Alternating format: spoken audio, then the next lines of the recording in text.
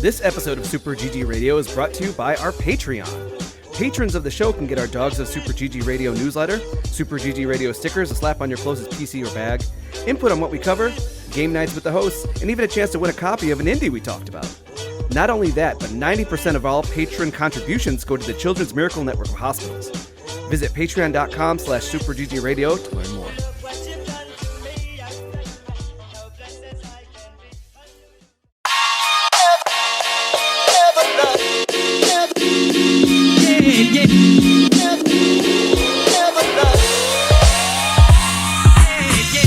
What's good, Internet, and welcome to session 233 of Super GG Radio, where friends chat about video games and all things adjacent.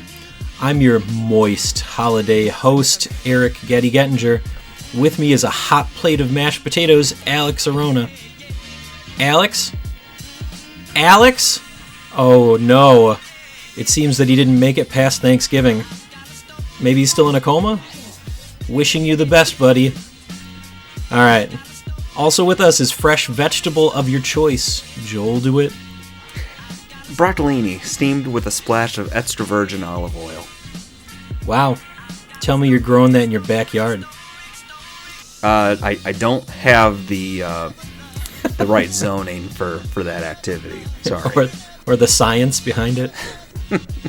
that maybe, I know people who do know that, but doing that would require more effort than I'm willing to take. You just gotta grow some garlic. That is super easy. Yeah. Maybe a couple tomatoes? How do you grow garlic? Well, you plant a clove of garlic with the stem side face up. And it grows more garlic? It grows a whole head. Is this like an infinite money trick kind of thing? Kind of, because... Well, you gotta use it, though. Yeah. No. Okay. If you don't use it, you know what they say. You become a garlic farmer. No, we'll talk about farming in the news this week. All right. And finally, our sweet dessert of a host, Alec Parks. You can call me pecan pie. Guys. Is it a pecan or a pecan? I say pecan. I worked at an ice cream shop growing up, and I heard enough people saying pecan, and it's mostly older people, so you learn to kind of accept it, because it's like, you've done your time, you can say it how you want to. Is that like a depot? Depot? That's...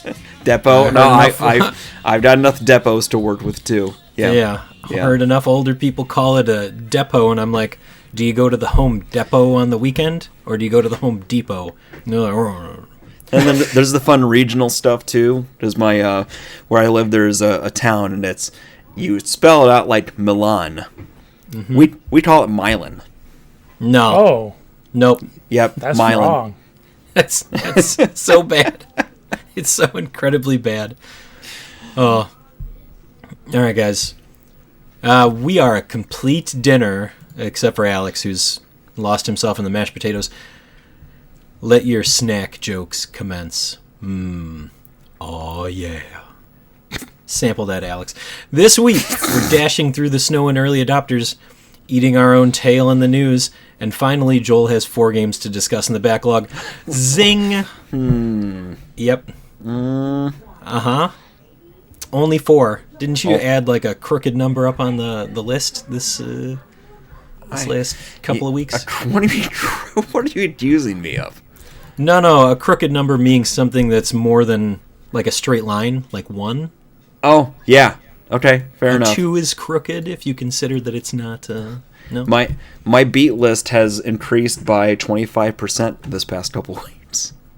25%? He's growing. Watch out. But Y'all that just have means... time to play games? You finish games? Somebody's doing that? Sure isn't us. Maybe it is. All right, guys. I guess we can commence the podcasting. I'm taking us over to early adopters, where we play alphas, betas, and games that are literally me crashing into everything. Hey, let me tell you about Sledders.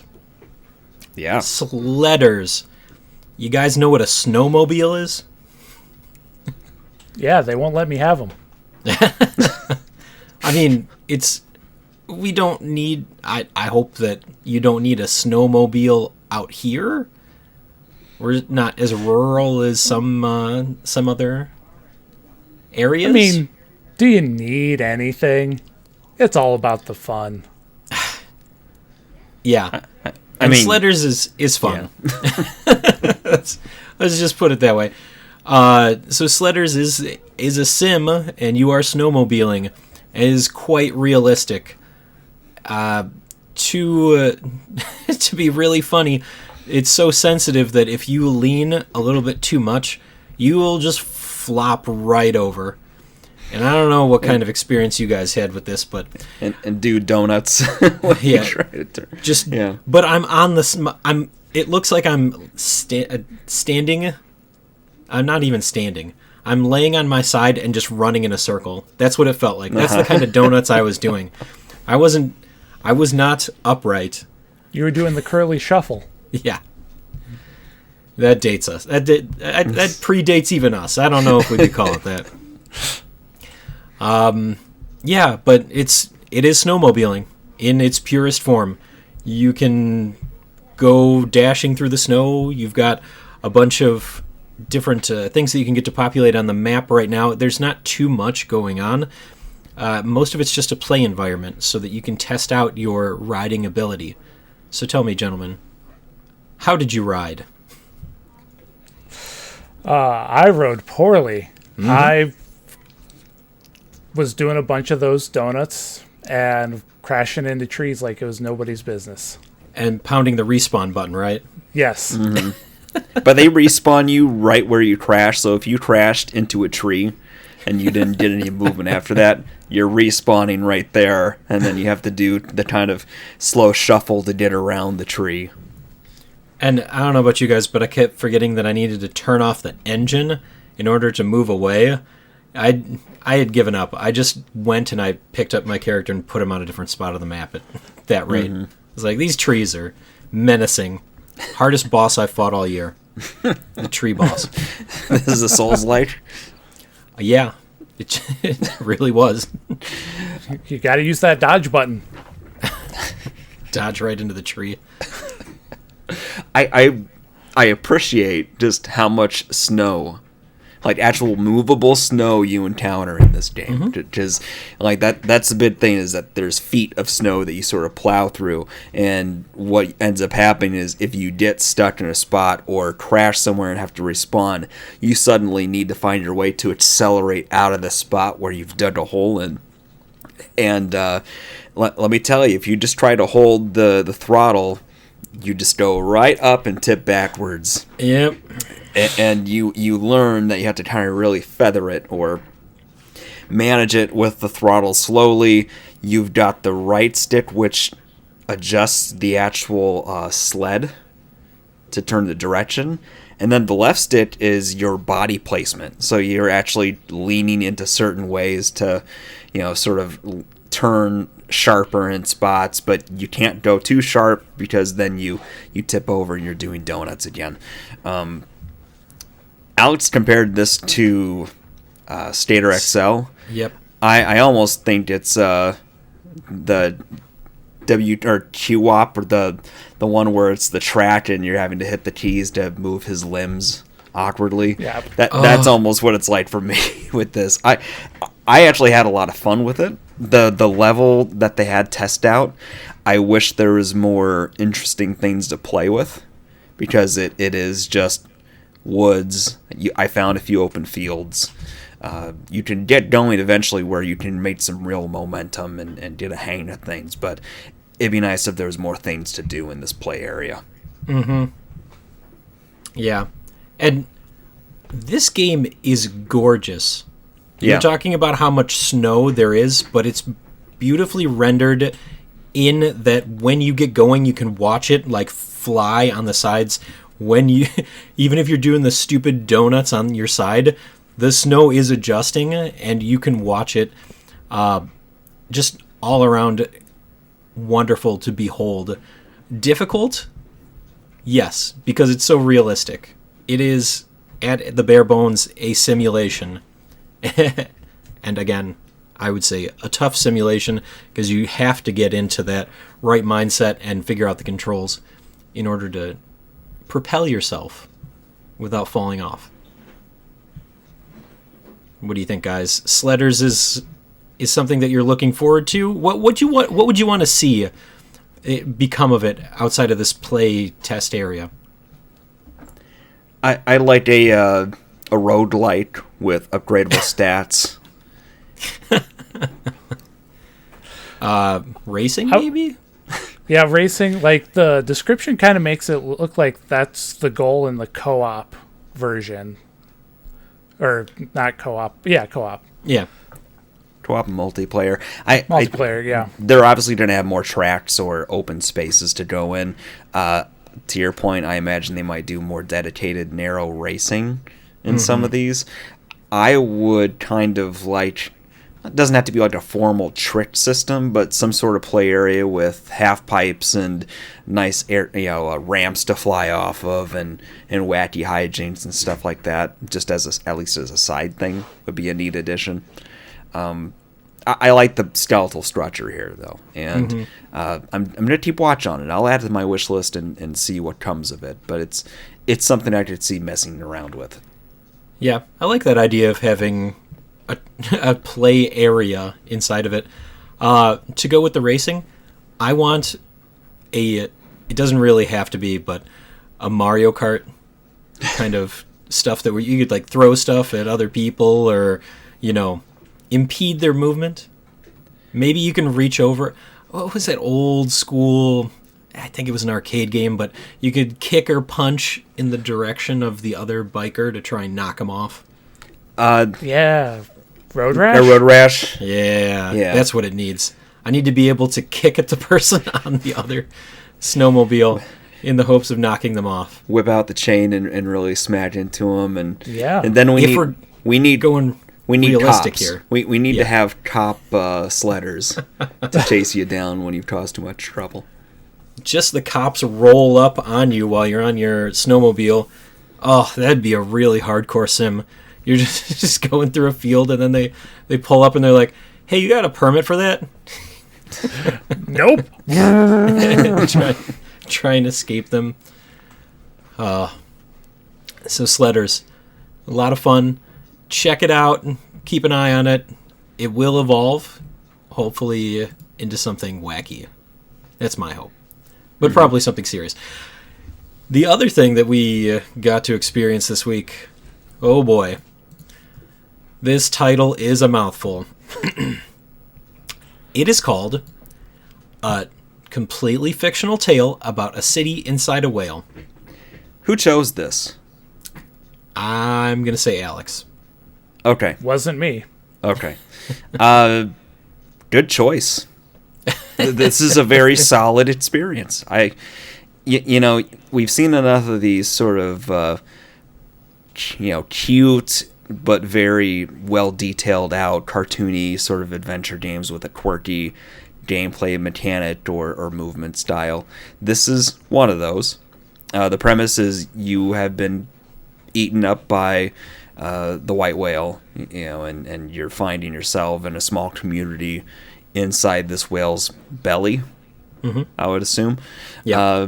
And you're a small little ship, and to move, you have to turn the wheel, but you are also like a turnkey toy kind of ship. So you have to continually click on that turnkey to wind it up and get the boat itself moving. So you have these periods where you'll wind it up by clicking it multiple times, but then you have to also use the mouse to move the steering.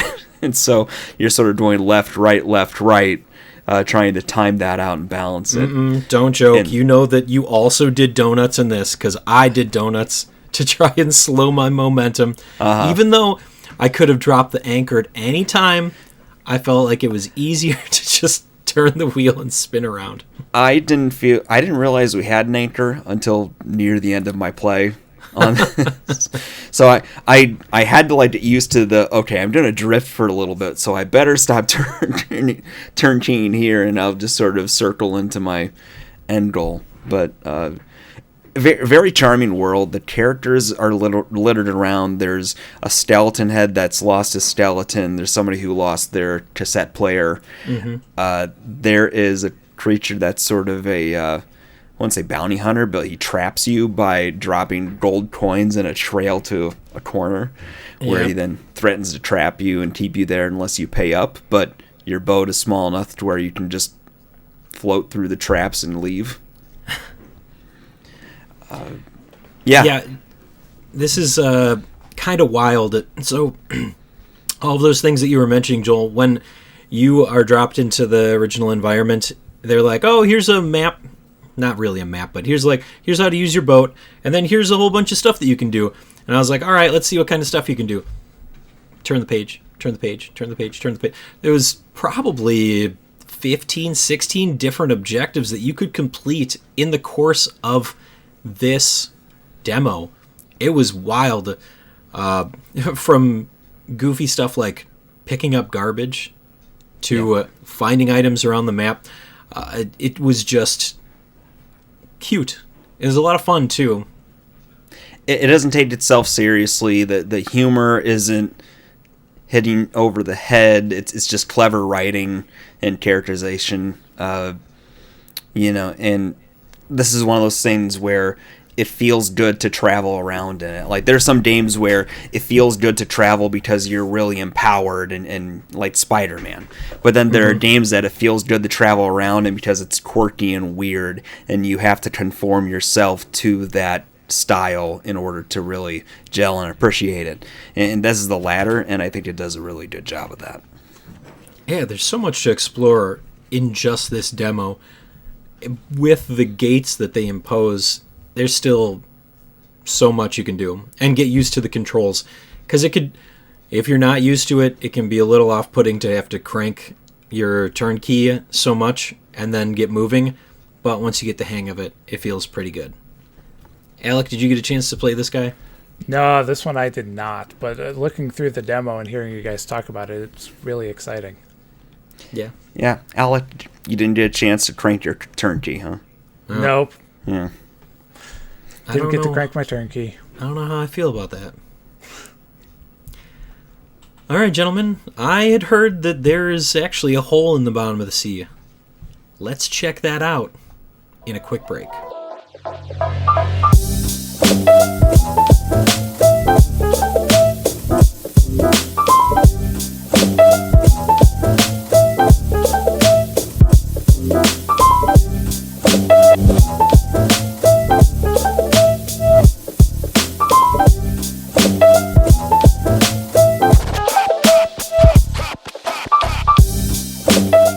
Oh, hey, looks like we're back. Gonna talk some news. Don't have any Alex, so this just feels awkward without him. He normally has all these news stories that he wants to share. Oh well. All right. Industry Insider. We don't have him tonight. This is going to be rough. Yeah, we're going to have to really come up with something. I feel like we got a couple of things that we can talk about here. Hey, news. I'm going to code you a heart once I remember my Visual Basic classes from high school. I don't know that I will be able to, but we're going to fumble through it and see if I still got that mean coding skills. Did you all have Visual Basic classes in high school? I had Java. Just a small amount of Visual Basic. It was part of an independent study. Okay. It's where I built my first computer, Joel. It's okay. I'm perpetually lazy, so I wouldn't have been in one of those classes. It was kind of like the perfect setting for being lazy, but you still had to do the work. So it was like, step 1, build your computer. Like, all right. Step 2, here's a bunch of stuff that you have to complete. All right, fine. Here we go. Is this real news? Well, I'm going to read it anyway. Grand Theft Auto Trilogy to release on Netflix December 14th. I assume that we're talking about the Netflix gaming platform? Yes. Correct. Ew. That trilogy was not super great when they released it a little bit ago, right? There's somebody from NWR that was talking about how this is going to end up being a port of, it's going to be a mobile port of the mobile game of a PlayStation 2 game.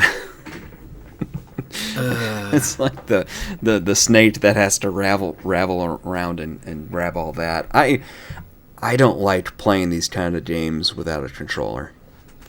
And I'm sure there's Bluetooth connectivity or something like that, but I don't know. Yes. I don't do that many steps with my phone gaming either. You just need one of those phone holders that looks like a controller. Yeah, the backbone. Yeah.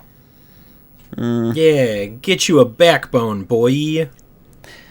I wonder if they'll ever try to do like some of this game stuff on televisions. Like a platform, like with a streaming Stadia, games. a Stadia. Yeah. Is it Stadia? I wish. I want to see that come back around.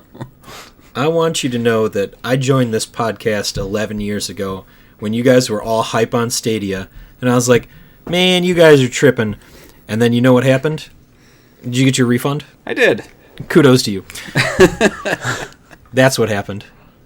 To be fair, I was not excited about it. I was curious and went, why the hell not? That's all it was. So I'm not claiming, I'm not taking claim to being excited or hype about it. You are the definition of an early adopter, sir. Yeah, it's kind of a problem. Let's remember that. We are early adopters, and that just means that we have too much time or too much money. Probably a little bit of both. All right. This is... Okay. Time Splitters Studio Free Radical Design reportedly faces potential shutdown in December. Guys, who played Time Splitters? Me. Okay, so I did two not. of us at least. This is a blast from the past, to be sure. I didn't realize that they were still around. If I remember right, they were originally under, was it THQ? Was that I believe the it was THQ. name of the company Yeah. that existed at the time? And for a long time, if I remember right, there was an online community of developers that were making up their own port or remaster of Time Splitters 2. And the way I understood it at the time is that some of them got hired on to this company to work on this. And it's too bad this is what's happening to it, because I don't know what they do with that property. I suppose it's a dead property by all means if this is what it's coming to. But they also haven't done anything with it for, I don't know. When did the original Xbox come out?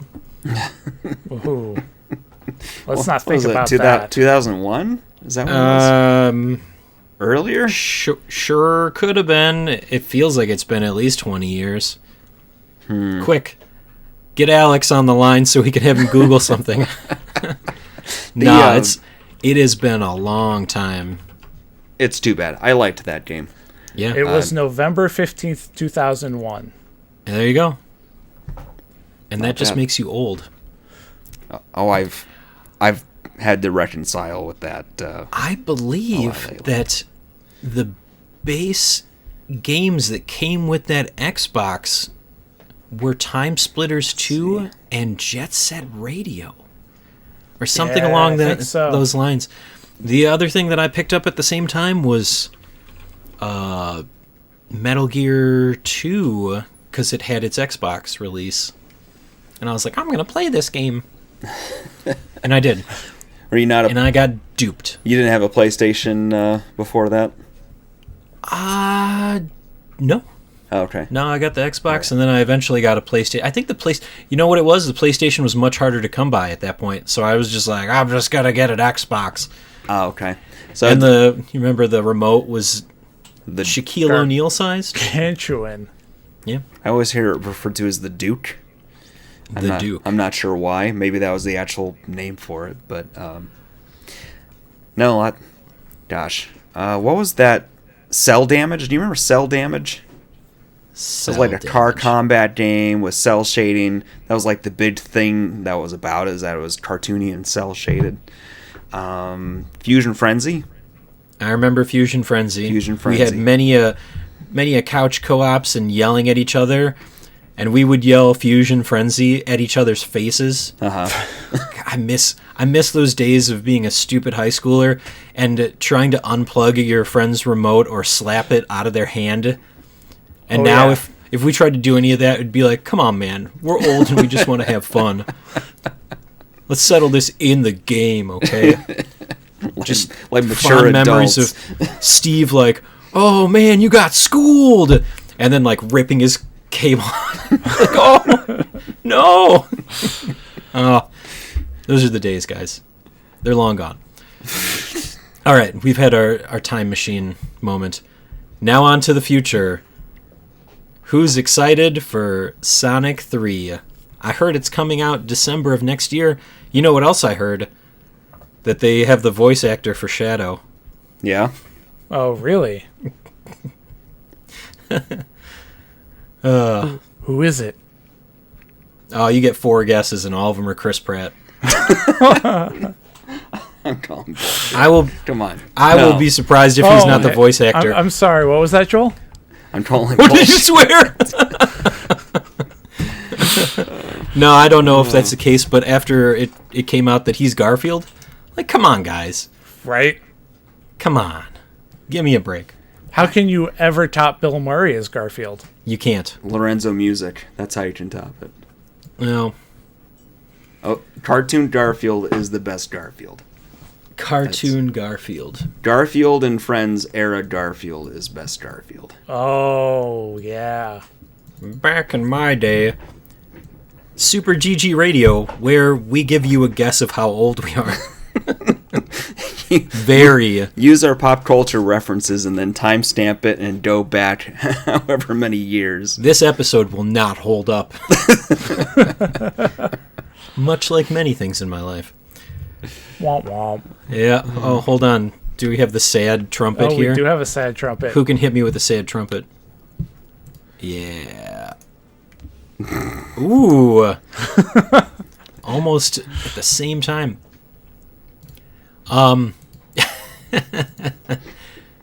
So let's see what happens with that. We got some screens from is it a Fallout movie or is it a Fallout TV show? It's a Fallout something. It's a TV show. I think it's a TV show as well. I know y'all played Fallout 4 here.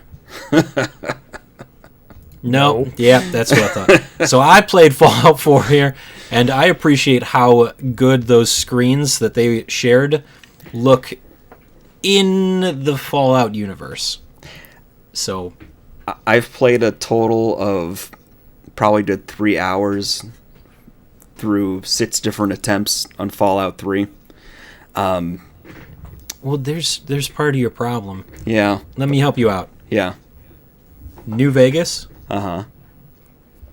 and then I'd say go 4-3. Okay. I'll consider that. I say all this to say that I know enough of the vibe. Oh, you're never going to play it. We'll see. But I know enough of the world and look through everybody I know who loves this to know, though, like, this all looks good. None of this looks tacky or cheap.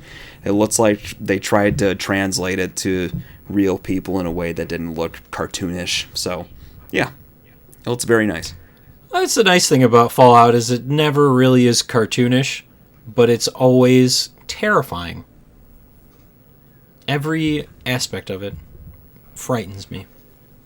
Especially the fact that it's really creeping up on this is what's going to happen to us. People living underground in vaults, giant crazy monsters. Nuking the first town you walk into. Nobody made you do that. Nobody told you to go up to the nuke in Nuketown and try and blow up the town, okay? Look, if you're going to give me a set with different buttons, and I know there's no real world consequences, I'm going to start pushing buttons and see what happens. It's the Chekhov's gun. It's a real Chekhov's gun situation. You have a nuke, you're going to blow it up? Yeah. You have to do it, right? I mean, it's there. If you're not going to use it, what's the point? Plot device farther down the line. You have to get back to Nuketown because it's going to blow up. Mm-hmm. Come on, man. Get with the times. All right. Yet another news article that makes me feel old. Beyond Good and Evil 20th Anniversary Edition coming next year. Yeah. You can blame Alex for that one. I didn't put that in there. Okay. Sounds fantastic. Go play it if you haven't. Or just wait until the 20th Anniversary Beyond Good and edition Evil comes out. Yep, you It's- need to get on that. It's a good game. Yeah. It is... Yeah, I'm not going to spoil anything. I'm not even going to tell you what it's about. Just go check it out. Okay. It's good enough that they're releasing a 20th anniversary. Wild Bastards announced. This is from the developers behind Void Bastards, which I and Alex have played, and Card Hunter. One of the games that we played for Extra Life had very similar vibes as Void Bastards, and I can only imagine that Wild Bastards is going to be like a Wild West version of it. Oh, it's so neon Maybe? and colorful, too. Oh, it's like a futuristic version? Yeah, it is. It's Okay. future Wild West. All right, so there's some Wild West, but Void Bastards was a space adventure. That is a rogue game. You start every run, and you're trying to... it's got some upgradable stuff and other things that you can get to carry over. But in the course of it, you're trying to just get your ship upgraded enough to get out of there. And you collect resources as you go from point on the map to point on the map. All the while, you're managing your resources because you need to have water and air and food to not die. So, real hardcore stuff there. Check it out. It could be fun. Or it could be terribly difficult, and I'll be the only one who plays it. They're all gonna laugh at you. Yeah, I feel like that's been the theme for this year. Look at all the hard mode games that I played. Everybody else bounced off. Joel. I mean, there's hard mode, and then there's Balteus or Balteus in Armored Core. Man, you made it to the sea cucumber. Yeah, I'm not done with it yet, but we're in the Game of the Year stuff. We got stuff to do. That is contender for... I've beat list games to play. Like, oh, yeah. Yeah. Let me know how that goes. Thanks. I can still add another 14 or so if you want me to. Go for it. I was content I to play Tales of Arise, and you come in here. I can do it. I got through like 3 games in 1 week. They were, granted, you all short review games, but I felt proud of myself for a good day or so. And then I added 8 and more then games. I poked the bear, and this is what happens. So something to make me even angrier. Destiny 2 expansion delayed from February to July. You know what? That's fine. I could use a break. what? I mean, you're the resident Destiny expert. What was this new update going to be? This one I didn't know too much about, but they have leaned heavily into this pyramid that shows up. You know what? I think you might go into the Traveler in this one. Really? Yeah. That'd be The Traveler went explodey a little bit ago. Let me use the Google machine. Destiny 2 expansions. Bam. Oh no. The internet worked. We should start timing these things. No, we don't have to do that. The final shape, I believe that you go into the Traveler, but, you know, I don't want to have to read. That's okay. There's going to be new supers, a new destination, new weapons, nightmarish calcification of reality with the witness's twisted design, embark on a perilous journey into the heart of the traveler. Woo! I got it right. I believe Cade 6 is coming back too. How did that happen? Will he be Cade 7?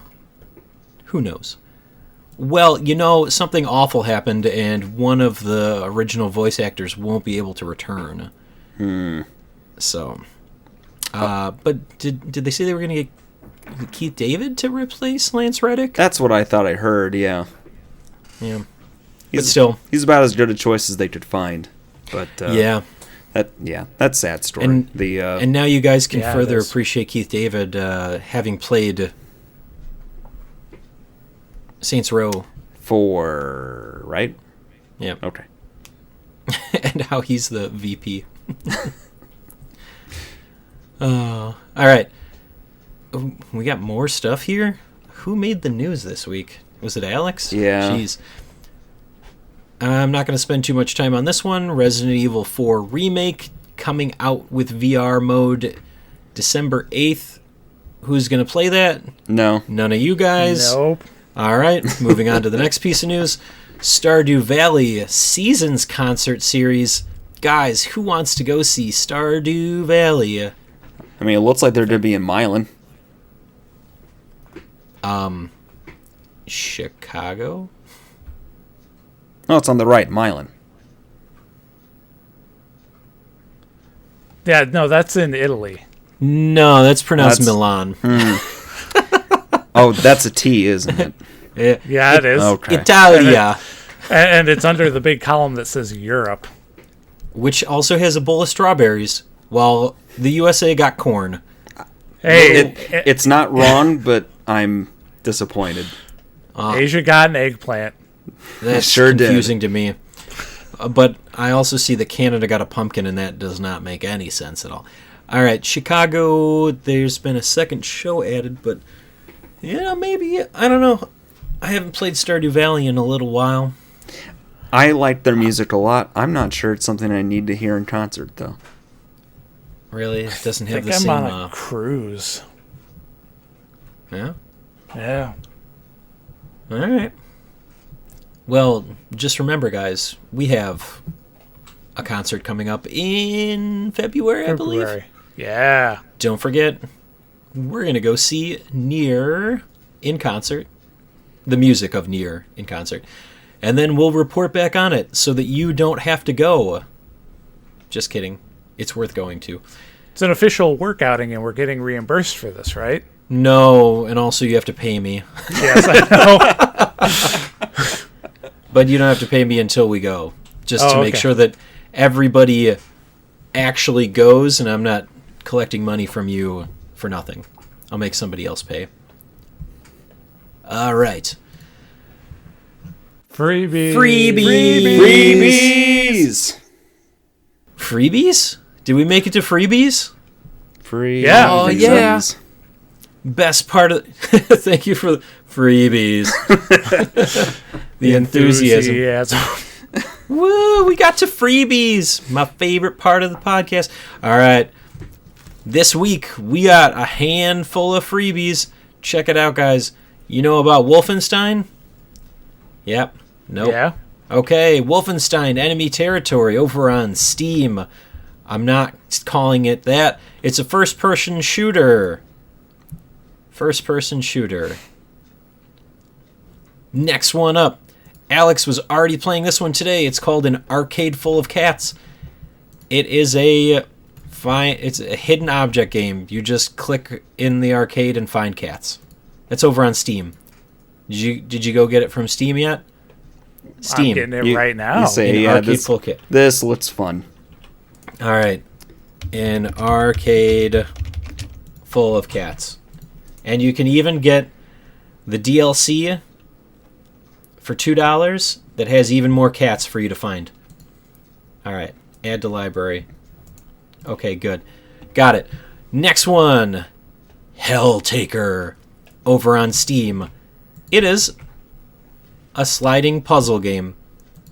So it sounds badass, and you're just sliding puzzles, huh? Okay. It might still be badass. Don't get me wrong. It's just the way he wrote it. Not exciting. Next one. There is no game here over on Steam. It is a point and click, but with a lot of humor. Any questions?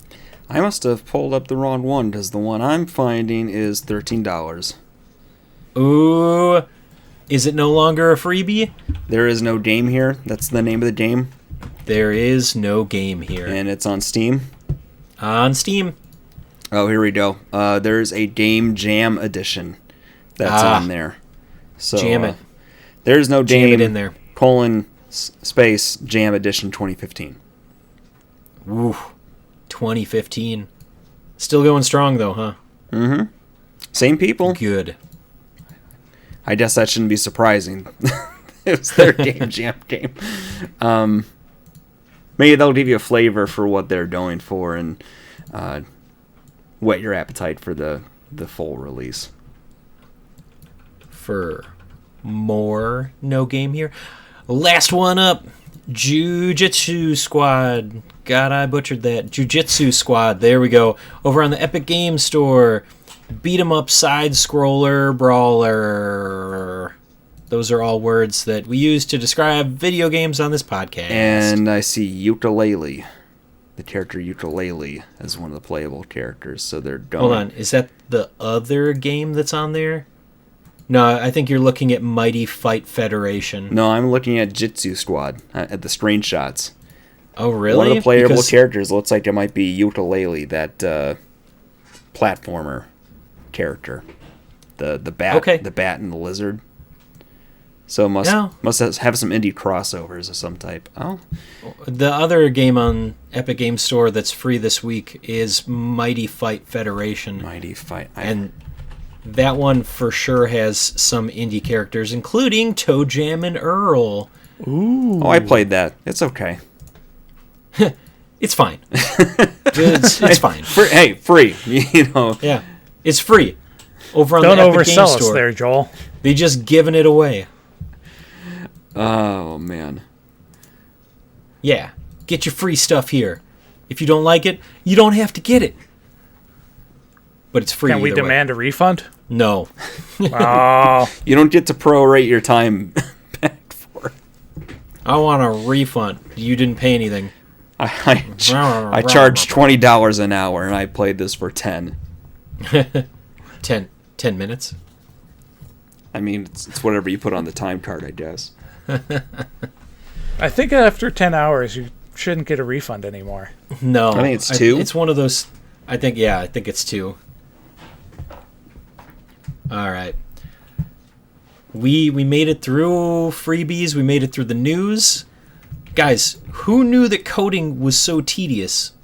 Maybe I'll just go back to light clerical work like I had planned on. Fine. Let's take a break and reassess our life situations. We'll be back.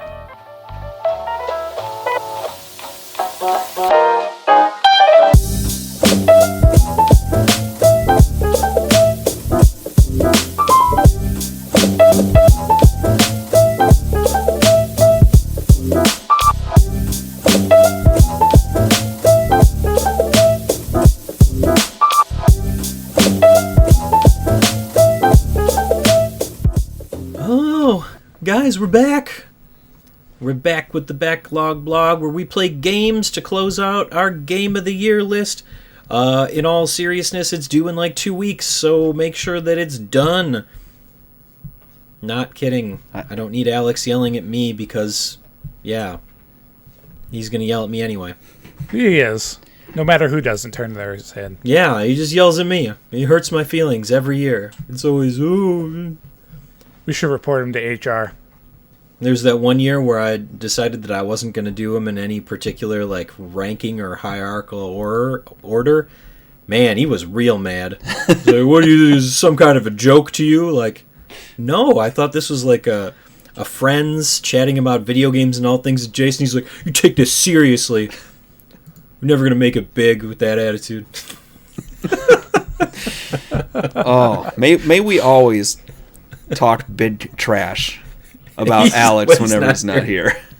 I'm waiting for the text message either now or in like 3 days when he listens to the episode where he's like, hey man, that's not cool. And I'll be like, isn't it? Isn't it?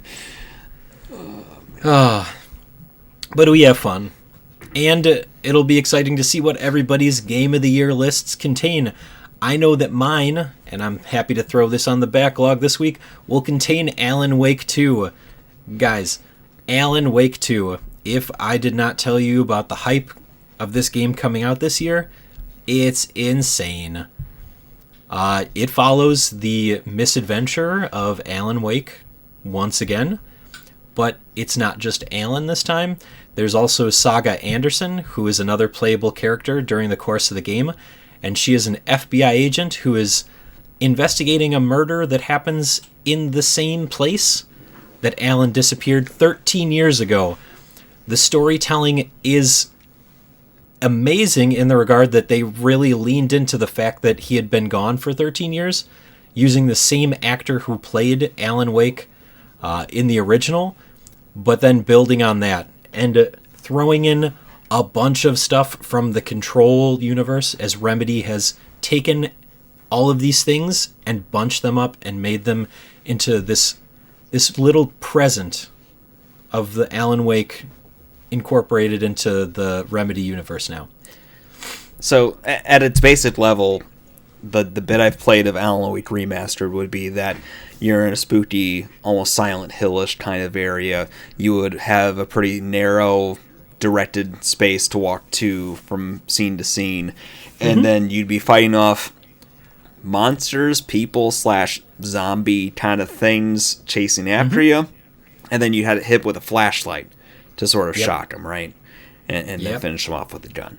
Is that more or less still what we're talking about? So the first one was more action horror. This is survival horror. Resource management is huge. You have a limited inventory that you can use. In the first one, it was just like, here, have some guns. And it's like, you just equip it. You just equip as many as you want. Now you have an inventory. You have a limited amount of space. You have a very limited amount of batteries. In the first game, the flashlight would recharge if you did not use it for a long time. This one, you have to use charges on your flashlight. And if you're out of batteries, man, you're going to have a bad time. Health, very limited too. You would regain health over time. In the first one, nope. You need them health packs, man. The way you're talking about this makes me a little more interested in it now. Part of what I was challenged with Alan Wake is I think my horror games I don't necessarily want like a high octane action thing, and to your point, it really was action beat to action beat in the first one. So if it's slower pace, more dread, and messing with your mind kind of stuff, you're starting to pique my interest a little more. Oh yeah, let me tell you. There's a lot of stuff from the first game that makes an appearance in the second one, including a couple of characters and then some explanations of why other characters are not there. But overall, the music is great. If you ever played through a chapter of the original Alan Wake, when you got to the end of one of them, there would be a recap with some music. In this one, every time you finish a chapter, they do play a song just for you to enjoy, and then it becomes available in your dream space or your writer's room. Since both of the characters have a separate space for you to occupy outside of the regular world. However, time does not stop in the game, so if you go to your happy place, maybe not such a happy place, the rest of the world still exists, and you can still get attacked. So it's good to do it while you're in one of the areas that is actually marked as a safe zone. A lot of horror elements playing on the light, but really cool is the introduction of Saga and who she is, not only as a character but her abilities. So she has this place that she can go to where she will create like the murder board. She'll do investigations. You put stuff on the board, and then you connect it, taking clues that you found in the environment and getting more backstory. And then there's a profiling element where she will like sit down at the desk and then try and do a deep dive into the person's mind, and you get more clues and things from that. But it is just, it got to the point where I was like, I don't want to finish this game because I had to wait 13 years for the next one to come out, and this is just so good. It's just so good. I sent you all the rock opera Yep. of Alan Wake in his nightmare zone in the dark place. That perfection. That is why we play video games. For moments like that. I could tell that Remedy was something special when I played Control. Like some of the gameplay pieces of Control don't feel the best, but in terms of storytelling, in terms of building a world that feels like it's alive and really amping up the disturbing play tricks on your eyes factor, they're kind of second to none to me right now. Yeah. And there's just more of that. The Federal Bureau of Control plays a pretty big part in this game. And when they start showing up, it's like, oh man, it just makes it even better. Especially, I don't want to wreck anything, but when they show up, they're like, yeah, we have to take Alan Wake into custody because he's a parabellum or something like that. Mm-hmm. And she's like, I know that that's important because it's impossible to pronounce. I'm like, yeah, you guys just took... My favorite thing about Control was all of the little things that you'd find and the ways that they'd, like, hint at or joke at it, and then you just tossed it in here. So, if you get the chance this year, maybe you won't this year, but I'm going to tell you, you're going to hear Alan Wake 2 during the Video Game Awards, during people's Game of the Year lists. It's just that good. And I want you guys to experience it someday. Maybe you have to watch somebody play it, though. I don't know if it's going to be for everybody. The survival horror, I know, can be off-putting. Real life, what happened to me is at one point I was playing, because a lot of the Alan Wake game is about darkness and like the lights not working. I went to go move into the other room after I finished playing, hit the light switch, tripped a breaker. Oh, man. And I was like, nope. Walked right out of the room and went downstairs. I was like, not gonna happen. Like, you can't fool me. So it messed with my mind a little bit, but such a good game. Thank you for listening to me just glow about Alan Wake 2. Joel, tell me. Speaking of things that will end up on 2023 Game of the Year lists. Oh, yeah? Okay. No. I might stretch the limits of what I put on my list, but this is a bridge too far. So, growing up, I was a bit of a Power Rangers kid. Went from Ninja Turtles to that and sort of hung on to that for a bit, at least until the first movie came out. That was like my tipping point of I'm starting to grow out of this kind of thing. But with that, I played the video games back then. So I have a Sega Genesis Mini, and one thing I've been meaning to do for a while is to load more games on it than it comes preset in, to try to emulate more or less the scope of games I had growing up that I no longer have access to. So Power Rangers was one of them that I knew I played a lot of time with and enjoyed. So I found the first one, and I was expecting to beat 'em up. That's actually a 2D fighter. Very weird, kind of stiff thing to play. And then I realized it's the movie game. It is Mighty Morphin Power Rangers, the movie, the video game. Nice. Yeah. Nice. Okay. Yeah. Yeah. So this game is a beat 'em up. It is you playing as the Rangers. You actually choose one of 5. They all have their individual weapons and things. Only 5? You don't 6. get access to the White Ranger? Me. Okay. Yeah. No, I want to be sure because I know that Yeah. there is that whole backstory, but I wanted to say that they were all buddies by the time the movie had come out. I think you're right. Yeah. I think so. Yeah. I was really into this stuff, and my mind's a little fuzzy about it now. But if I remember right, the story had something to do with this like new bad guy. His name was like Ivan Ooze, and he was basically like a big purple monster thing. And the levels are split between when you're playing as a Power Ranger, and then when you have to go get the Zords, the giant robot animals that turn into a mecha, and you have the big boss battles like that. The basic levels where you're playing as Power Ranger characters, they're just a bunch of purple monster type things. There's not really much change in the kind of baddies that you fight in these levels. And one thing that I realize now as an adult is that this game is painfully easy. Like I walked forward onto the scene, the bad guys come at me so quickly that I can just take a step forward, and my character will grapple on to the character like I deliberately did that. But like they move so fast that they just fall into my arms, and then I can just play Suplex City and slam them every which way until they're knocked out. I actually had to make an attempt to walk out of the way so I could use punches and kicks and other things with that. Probably not something I experienced as a kid, but that was my own one observation. The other thing is the boss battles are actually pretty cool.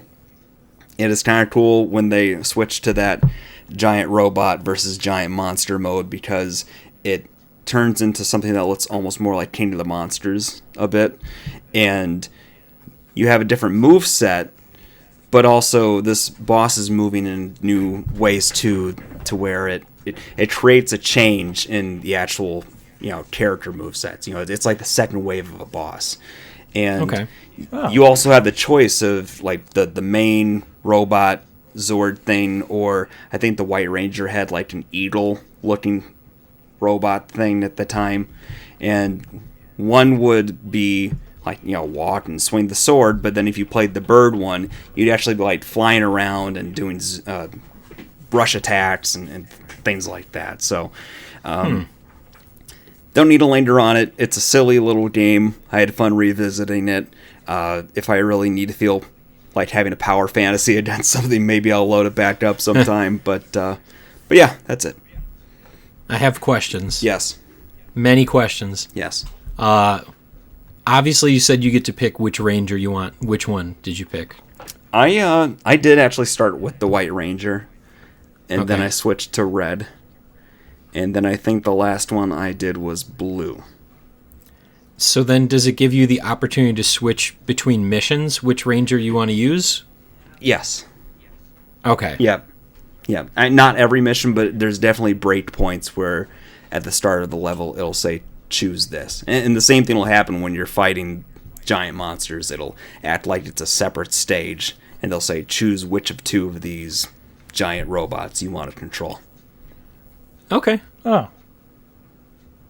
And then I know that you sent a screenshot to the chat with two of the most iconic characters from the original Mighty Morphin series. What is it? Skull and what's the other guy's name? We have Doodle. No, I can't remember. Bulk. It's Bulk. Bulk and Skull. Do you get to play as them at any point, or is it just that one goofy scene where they're like, "The Power Rangers need our help, dude"? Yeah, it's the latter. But now I'm imagining some sort of stealth game where he plays Bulk and Skull, trying to like hide around the actual action. Yeah. So we need an Insomniac game. Is this a Spider-Man burn? Is that what? I think he's trying to take a pot shot at the Mary Jane missions. Why did Alex complain about them? I don't care for them either. Oh, you're playing the first one, right? Watch somebody play? Playing the first one, yeah. Oh. Yeah, they weren't. Those ones are okay. Second one gives you more power. Okay. Okay. Those were a bit of a grind. But they didn't happen too often in that game, I think. No, they've happened like between Mary Jane and Miles. It's been a few times. Well, yeah, but eventually Miles gets a little bit more power. Not Spoilers. Not until close to the. You know that there's already a sequel game just for Miles. Well, not just that, but Yes. like we've now had years of Miles Morales as cartoon Spider-Man, and Yes. Years of spoilers. Don't even get me started. No, I thought it was good to change of perspective with that stuff. So I think I've grown more accustomed to it. I kind of would have liked to see something like that from Mighty Morphin Power Rangers, the movie, the game. But I'm glad that you got to relive your childhood experience and finally shout out, "It's Morphin time," and then your kids walk into the room and go, "What's wrong with that guy?" they don't ask; they just sort of walk away from me. They don't know about "It's Morphin time"? My oldest was really into Power Rangers for a little bit. It was even the 90s Power Rangers. Okay. Which was weird. Like, I didn't expect that whatsoever, but then it happened to be on Netflix, and he found it and gravitated to it. Nice. Yeah. I think I missed the Power Ranger window with my kids. Oh. That's okay. You just put it on in the background, and then whenever they're in the room, be like, "Oh, what's this?" You just slowly introduce it into their lives. That's what I tried to do with Sailor Moon. It didn't work. Eventually, it'll be Really? like it was always Yeah. there. I mean, anime, I think anime can be a little bit more difficult. You really have to find your anime, and then That's once you know what it is, that's when you let your geek flag fly. You're like, "Yeah, I'm really into this. I'm really into all these models that I built. I don't have a... Oh, no, I have one. I'm really into these toys that I build in my free time." I was holding a Gundam up to the camera so everybody could see it. This is an audio-only format, Getty. Quit showing stuff to the viewers. Did we ever figure out who our viewer was? Yes, it was Alex and Damage Boost. Oh. And we got some Brock. Yep. Maybe he got real fired up about the broccolini. That's why he was there. His ears were burning. Yeah. Oh, man, we got to scrub Alex from this part of the podcast. I am not going to subject anybody just yet to video game homework. I think that we can wait a little bit longer. We don't have to finish it by the end of the year either. I was kidding. Some of us have lives, full-time jobs. See, now I'm going to feel like I've been left hanging. The suspense is killing me, Daddy. Yeah, I you're was just gonna fully have to wait. prepared. Were you really? I don't believe it. And Alex isn't here anyway, so. I plugged in my Steam Deck and everything. Aw, cute that you think you'll be able to play it on the Steam Deck. All right, let's transition over to our one last thing. Ugh, it's been a while since I had to do one last thing. This week's one last thing is brought to you by the Beat List. Hey guys, you feeling down? Why don't you go beat a video game? Add it to the list. Aw, yeah. All right. My one last thing for this week. I made it through Star Ocean 2, the remake, whatever we're calling it these days. Star Ocean, the Second Story R. And I got the pregnancy ending. Hadn't got that one. You know there's 99 endings that you can get between all of the characters? Really? Yeah. How many are you going to go for? Well, I got 4 or 5 with my first playthrough. Some of them were just like the characters didn't get enough interactions with each other, so they didn't get included in the final thing. And you know that the relationships work so that multiple characters could potentially get with one of the other characters, but it's so convoluted. Anyway, What is the hour count on that? if Steam is to be trusted, 53. Ah, all right. So, But I will definitely go back and replay it with the other protagonist, just for funsies. Joel? so I actually pulled up in my search for Sega Genesis games. I found Splatterhouse. I'm not sure if you're all familiar with that game at all, but it is a 2D side-scrolling beat 'em up from the Sega Genesis era, and it is basically like you were playing as Jason except not quite the bad guy. You are killing other monsters. And also, if you power up, you turn into like an Incredible Hulk kind of thing. And go nuts on that. The Jason mask is like weirdly melted to his head, though. Like, there was one of those Jason movies where it was like that. It didn't look great. But I think the third one? was it the third one? It might have been the third one. I think it was the third one. Isn't it Jason Goes to Hell? Oh, yeah, that is. Is That's that- not the third is it the third one, one? but that you're right. Oh, that is a masterpiece. Let me tell you. Yeah, it's an experience. I don't know if you've watched that one recently, but yeah. Yep. Bad. That's a bad story right there. There are more bad Friday the 13th than there are good ones. That's where we are in our lives. We The missed darkest timeline. yeah, pretty much. We missed the good part. Now we're on the bad part. Alec, hit us. I am swinging in more Spider-Man. Looking forward to wrapping that up hopefully soon, maybe. I don't know. That's how I feel. optimism. That's how I feel about Disco Elysium. One of these days. One of these days. One of these days. I mean, nobody streamed since our last time we podcast, so. What? Speaking Yep. of which, mosey on over to the outro. All right, that'll be it for this week's episode of Super GG Radio. Before we go, you can find us on Twitter. What's Twitter? You can find us on X at Super GG Radio and twitch.tv/Super GG Radio, where next Thursday we're going to talk over the Video Game Awards. That's right. That's like a 3-hour long, everybody's sitting in front of the computer and joking around and trying to figure out who's going to win what. Alex will be around for probably an extra 2 hours beforehand. If you just want to pop in and stare at him, he'd like that a lot. And then we'll be back to our regularly scheduled podcast the following week. Wednesdays, Joel is... you doing anything? I think Alex and I are planning on switching Mondays and Wednesdays. So Okay, so Wednesdays, Alex will probably be modding up his skateboard with Skater XL and Chill. Mondays, Joel will maybe play Disco Elysium. yeah, I think I need to finish the fight. You need to finish it. Yeah. And then start in on your next being the bad guy.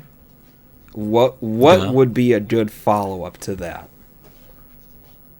I mean, we've talked about quite a few really good ones. Okay, The Dark Urge in Baldur's Gate. I don't think he's got the time or the capacity to do that one. you're talking about Baldur's Gate 3. Yes, I'm not he I'm not sure ready is. to dip into that yet. Yeah, first of you to send a response in our Doodle chat chooses what my next game is. You know I'm just going to say Mass Effect. Well, then you better I don't know. be first to choose. Then that's All right. Alec, are you typing something else right now? Nope. I hope that I pull this up and I see something else, or Alex throws something in there. Assuming he's still watching. All right. Joel already threw Infamous in there, so I guess he's playing Infamous. Do you have it fired? You got a copy? Which one? I have both of them, but I was. We'll see. We'll talk. There's 3, and there's also an expansion to the third one. Festival So of which? Blood. No, that's the DLC for the second Yeah. one. The standalone expansion You're right. for the third I've one. got the is- original 2. I've got Second Son, which is PS4. That was like launch PS4, wasn't it? Yeah. They need to make another one of those. Those are such good. That games. was, you take the controller and you shake the controller to use Spray a spray can. paint can. Yeah. And that was something It else. was the coolest thing at the time. I mean, yeah, it's not like the Wii already existed. Yeah, but it had Yeah. the sound and the on, vibration, man. man. It's different. I don't know that you on that, the Wiimote is great, or even the Switch ones are okay, but when I played Ollie Ollie World this last weekend, the controller does all of the skateboarding noises. It was so cool. So I'm just telling you, there's neat things out there. You gotta give them a try. All right, and then last thing, Joel, you guys gonna escape Academy at some point here? Oh, I need to rein her back in and commit to that, don't I? Whoa, I don't know if you can talk to your significant other. Well, it's really reining myself back in. I think that's nice statue. That's from look, it's Cole McGrath. That's from the second one. It's from the second Yeah. one. Oh, Cole. Remember when there was a controversy hanging about out. them changing his voice actor? Vaguely. Yeah, But Nope. it was different times, Alec, before we got to, societal ending stuff. it's back when a delivery boy could become a superhero. All right. Well, I guess that's it. If you'd like to reach us with questions or input, our email address is mail@superggradio.com and provide us a review on iTunes or the podcast app of your choice. Thanks for listening, and good game, Alec. Good game, Getty. Good game, Joel. Good game. Where did I put my teeth?